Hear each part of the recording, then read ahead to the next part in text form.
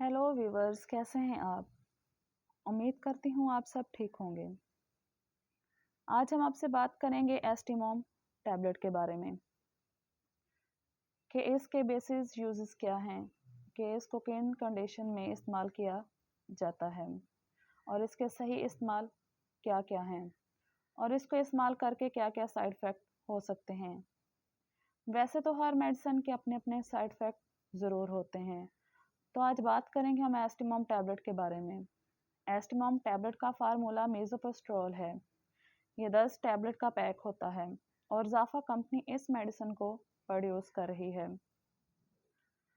ये बहुत ही अच्छा प्रोडक्ट है। ये औरतों में तो बहुत ही ज़्यादा इस्तेमाल किया जाता है। बहुत से लोग इसको गलत पर्पस के लिए इस्तेमाल करते हैं और बहुत कम लोग इस प्रोडक्ट को रेयर पर्पस के लिए इस्तेमाल करते हैं। तो बात करते हैं इस प्रोडक्ट को किन किन सूरत में इस्तेमाल किया जा सकता है। आज मैं ये वीडियो उन लोगों के लिए बना रही हूँ जिनको सच में इस मेडिसिन की शदीद ज़रूरत है। तो मैं उनको आज इस मेडिसिन के बारे में गाइड करूँगी कि वो लोग इस मेडिसिन को कैसे यूज़ कर सकते हैं। इस मेडिसिन को अबॉर्शन पिल भी कहा जाता है। तो इस मेडिसिन को दुनिया भर में हमला ज़ाया करने के लिए, हमल ख़त्म करने के लिए इस्तेमाल किया जा रहा है। मिसोप्रोस्टोल वैसे तो पेन किलर के तौर पर बनाया गया है। अल्सर को ख़त्म करने के लिए इसका इस्तेमाल किया जाता है, लेकिन लोग इसका गलत इस्तेमाल इस सूरत में कर रहे हैं।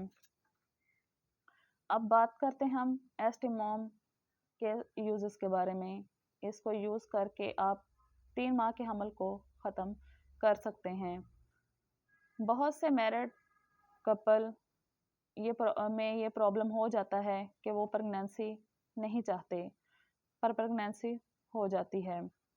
तो इस सूरत में मिसोप्रोस्टोल जो कि एस्टिमोम टैबलेट है, इसका इस्तेमाल किया जाता है, जो कि 3 माह के हमल को 1 घंटे के अंदर अंदर ख़त्म कर देती है।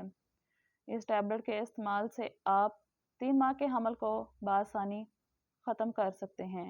वैसे तो इस टैबलेट को अल्सर ठीक करने के लिए बनाया गया है, लेकिन लोग ज़्यादातर इस मेडिसिन को हमल ख़त्म करने के लिए इस्तेमाल कर रहे हैं। अब बात करते हैं इसके इस्तेमाल के बारे में कि इस टैबलेट को यूज़ कैसे करना है। तो आप एस्टिमोम की 3 टैबलेट बाय माउथ मतलब औरली पानी के साथ लेनी है और 2 टैबलेट वजाइनल यूज़ करनी है और आधा घंटा के लिए आपने सीधी पोजीशन में लेट जाना है और 1 घंटे के अंदर अंदर ब्लीडिंग स्टार्ट हो जाएगी और इस ब्लीडिंग के साथ साथ आपको सर्दी और कपकपी भी हो सकती है, फीवर भी हो सकता है और साथ में डायरिया भी हो सकता है, बार बार मोशन भी आ सकते हैं। इसकी सूरत में आपने परेशान नहीं होना, आपने मेडिसिन का इस्तेमाल करना है। अगर आपको बार बार मोशन आ रहे हैं तो फ्लैजल का इस्तेमाल करें और फीवर है तो पैनाडोल, और अगर शदीद किस्म की पेन हो रही है, इसके साथ है ब्लीडिंग के साथ आपको शदीद किस्म की पेन भी हो सकती है और अगर पेन हो रही है तो पेन किलर टैबलेट का इस्तेमाल करें। इससे आपको पेन रिलीफ हो जाएगा और ये किसी भी मेडिकल स्टोर से आपको इजीली मिल जाएगी। अगर इसके प्राइस की बात करें तो ये तकरीबन आपको 160 रुपए में किसी मेडिकल स्टोर से इजीली मिल जाएगी। और हम अब बात करते हैं कि कुछ ख़वातीन ऐसी होती हैं जो कि प्रेगनेंसी होती है और उनको हमल की बहुत शदीद ज़रूरत होती है और इस कंडीशन में उसके मिसकैरेज हो रहा होता है कि भी वो उनको सख्त शदीद किस्म की ब्लीडिंग शुरू हो जाती है, क्लोट्स आना शुरू हो जाते हैं और इस सूरत में उनको वीकनेस हो जाती है और ब्लीडिंग होती रहती है और यूट्रस से क्लॉट्स वगैरह आते रहते हैं। इस सूरत में डॉक्टर के पास जाते हैं और डॉक्टर भी इस मेडिसिन को रिकमेंड करते हैं कि वो ये मेडिसिन यूज़ करें और इससे वो जल्दी मसला क्लियर हो जाता है उनका और क्लॉट्स वगैरह एक ही मरतबा ख़त्म हो जाते हैं, निकल जाते हैं और यूट्रस फिर से अपनी जगह पे आ जाते हैं। और कुछ ख़वातीन ऐसी होती हैं जो कि हमल हो जाता है लेकिन वो ग्रोथ नहीं करता, हमल आगे बढ़ता नहीं है और वो डॉक्टर के पास जाते हैं और डॉक्टर अल्ट्रासाउंड करते हैं जिसमें वो बताते हैं कि हमल ग्रोथ नहीं कर रहा और सिर्फ सैक ही बना है। इस सूरत में वो ख़वातीन को मेडिसिन रिकमेंड करते हैं या फिर अबॉर्शन करवाने के लिए बोलते हैं। और कुछ ख़वातीन डीएनसी से घबरा जाती हैं कि हम अबॉर्शन नहीं करवाएँगे, उसके लिए फिर ज़्यादातर ख़वातीन मेडिसिन को तरजीह देती हैं कि वो मेडिसिन के ज़रिए ही अपने हमल को ख़त्म मतलब ख़त्म करना चाहेंगी। तो इस सूरत में भी डॉक्टर एस्टिमोम टैबलेट यूज़ करवाते हैं। इसके लिए एक सुबह एक शाम गर्म दूध के साथ टैबलेट यूज़ करनी होती है और आहिस्ता-आहिस्ता खुद ब खुद ही मसला उनका घर में ही क्लियर हो जाता है। लेकिन उसके लिए फिर जब ये मसला क्लियर हो जाता है, उसके बाद डॉक्टर के पास ज़रूर जाएँ। ये जब ख़वातीन घर में ही इस मेडिसिन का इस्तेमाल करती हैं, तो इसके बाद डॉक्टर के पास ज़रूर जाएँ और एंटीबायोटिक मेडिसिन का इस्तेमाल ज़रूर करें। क्योंकि जब हैवी ब्लीडिंग होती है और इस मेडिसिन के साइड इफ़ेक्ट ज़रूर होते हैं, इन्फेक्शन होने का ख़तरा होता है और साथ में पीप वगैरह का भी ख़तरा हो सकता है। तो इसके लिए एंटीबायोटिक इंजेक्शन रिकमेंड किए जाते हैं। डॉक्टर अपने से मशवरा करके एंटीबायोटिक मेडिसिन का इस्तेमाल करें, उसके बाद इंजेक्शन लगवाएँ, आईवी इंजेक्शन रिकमेंड होते हैं। एक डेली इंजेक्शन 4 दिन आप आईवी लाइन में इस्तेमाल करें ताकि कोई भी मसला ना बने। क्योंकि अबॉर्शन के बाद है ब्लीडिंग के बाद इस मेडिसिन को यूज़ करने के बाद बहुत से साइड इफ़ेक्ट हो सकते हैं। और जब ये तकरीबन मेडिसिन आप अपने डॉक्टर के मुताबिक यूज़ करें, 5 से 6 दिन मेडिसिन का ज़रूर इस्तेमाल करें ताकि आगे आपके लाइफ में कोई भी मसला मसाइल ना बन पाए। और आगे आप अगर चाहते हैं कि आपके आप दोबारा से हामला हो रही हैं और आपके हमल में कोई भी मसला दरपेश ना हो, तो इसके लिए आप ये मेडिसिन खाने के बाद अपने डॉक्टर के पास जाएँ ताकि डॉक्टर आपको दोबारा से मेडिसिन दे ताकि आपकी अगली लाइफ में अगले बच्चे पैदा करने में कोई भी मसला मसाइल ना बने।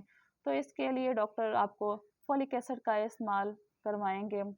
फोलिक एसिड बहुत ही अच्छी टैबलेट है। इससे ये होता है कि आपके अगले बच्चे कंसीव करने में आपको प्रॉब्लम नहीं होती और ना ही अबॉर्शन के बाद मेंसेस का प्रॉब्लम बनता है। एस्टिमोम टैबलेट के बहुत सारे साइड इफ़ेक्ट होते हैं। इसके लिए फोलिक एसिड का इस्तेमाल डॉक्टर 3 महीने के लिए अबॉर्शन के बाद ज़रूर करवाते हैं ताकि अगले बच्चे के लिए कोई भी मसला मसाइल ना बन पाए। तो इसलिए अपने डॉक्टर से मशवरा करके उसके मुताबिक आप मेडिसिन का इस्तेमाल ज़रूर करें। फोलिक एसिड के साथ-साथ आप आयरन की टैबलेट लाज़मी खाएँ ताकि कोई भी कमी पेशी हो जाए तो वो अगले बच्चे में के लिए कोई भी मसला मसाइल ना हो। अगर आयरन की कमी होगी तो हो सकता है कि अगले बच्चे में आपको मसला बने, आपको जल्दी प्रेगनेंसी ना हो। इसके लिए आप अपने डॉक्टर के पास ज़रूर जाएँ, उसको बोलें कि आपको वो रिकमेंड करें कि आपके अबॉर्शन के बाद कोई भी अगली लाइफ में आपको मसला मसाइल ना बन पाए। तो इसके लिए कुछ डॉक्टर आपको आयरन के ड्रिप रिकमेंड करते हैं, आयरन के इंजेक्शन लगाते हैं, आयरन की टैबलेट रिकमेंड कर देते हैं। वो आप डॉक्टर की हिदायत के मुताबिक जितना टाइम वो बोलें आप लाज़मी खाएँ एंटीबायोटिक। हाँ, लेकिन अबॉर्शन के बाद आप ये नहीं है कि भी आप अबॉर्शन के बाद डॉक्टर के पास ना जाएँ और अबॉर्शन के बाद एंटीबायोटिक मेडिसिन बहुत ही ज़रूरी होती हैं। क्योंकि अबॉर्शन के बाद आपको आपके मेंसेस का मसला ना बन जाए, ठीक है? तो उसके लिए आप अपने डॉक्टर के पास लाज़मी जाएँ, उनसे कॉन्टैक्ट में रहें। तो एंटीबायोटिक का इस्तेमाल करें, आयरन टैबलेट का इस्तेमाल करें। और जैसे ही आपको अगली प्रेगनेंसी हो, तो जिन ख़वातीन को ये मसला होता है कि उनकी प्रेगनेंसी के बाद उनके हमल ग्रोथ नहीं कर रहा होता है, सैक सिर्फ बनता है, उसमें फ़ीटस ग्रो नहीं करता, फ़ीटस नहीं बनता, उनको बार-बार फिर अबॉर्शन करवाना पड़ता है। तो उसके लिए जैसे ही ख़वातीन को हमल होता है, तो वो अपने डॉक्टर के पास ज़रूर जाएँ और वो अपने डॉक्टर से मशवरा करें, ठीक है, कि हमें पहले ये मसला बना था, अगले हमल में हमें हुआ है या होगा, तो हमें कोई और मसला दरपेश ना हो। जैसे ही हमल हो, आप अपने डॉक्टर के हदायत के मुताबिक मेडिसिन जारी रखें, ताकि बच्चा ग्रोथ करे, सैक का मसला ना बने। आप फिर दोबारा से अबॉर्शन की तरफ ना जाएँ, क्योंकि कुछ ख़वातीन को ये मसला बनता रहता है और कुछ ख़वातीन को ये मसला बनता है कि अबॉर्शन के बाद मेंसेस प्रॉब्लम बन जाता है, मेंसेस ठीक से नहीं आते। कुछ को अबॉर्शन के बाद ये मसला हो जाता है कि ज़्यादा ब्लीडिंग होना शुरू हो जाती है, कुछ को मेंस आते ही नहीं हैं, कुछ को कम आना शुरू हो जाते हैं। को और ज़्यादातर हार्मोन्स डिस्टर्ब होने की वजह से औरतों को मोटापा होना शुरू हो जाता है, उनकी फैट्स बढ़ जाती हैं और उनमें खून की कमी की वजह से भी मोटापा आ जाता है और जल्दी से फिर वो दोबारा कंसीव नहीं कर पा रही होती हैं और फिर डॉक्टर के पास बार-बार चक्कर लगा रही होती हैं। इसलिए अबॉर्शन के बाद बहुत एहतियात करना ज़रूरी है। एंटीबायोटिक मेडिसिन, आयरन मेडिसिन और मेंसेस के लिए मेंसेस आना रेगुलर मेंसेस आना बहुत ज़रूरी होते हैं। जिनको मेंसेस रेगुलर नहीं आते, उनके फेस पे बहुत ज़्यादा बाल आना शुरू हो जाते हैं। उनके लिए अगला बच्चा कंसीव करने में बहुत से मसले मसाइल बन रहे होते हैं। तो आप इस टैबलेट को बहुत सारे साइड इफ़ेक्ट भी हैं और बहुत सारे इसके यूज़ेस भी हैं, तो इसलिए आप अपने डॉक्टर के हदायत के मुताबिक इसको इस्तेमाल करें। Stay healthy. शुक्रिया। अगर इस बारे में आपने मुझसे मज़ीद कोई इन्फॉर्मेशन लेनी हो, कोई भी बात पूछनी हो, तो आप मुझे एसएमएस के ज़रिए पूछ सकते हैं। थैंक यू, शुक्रिया।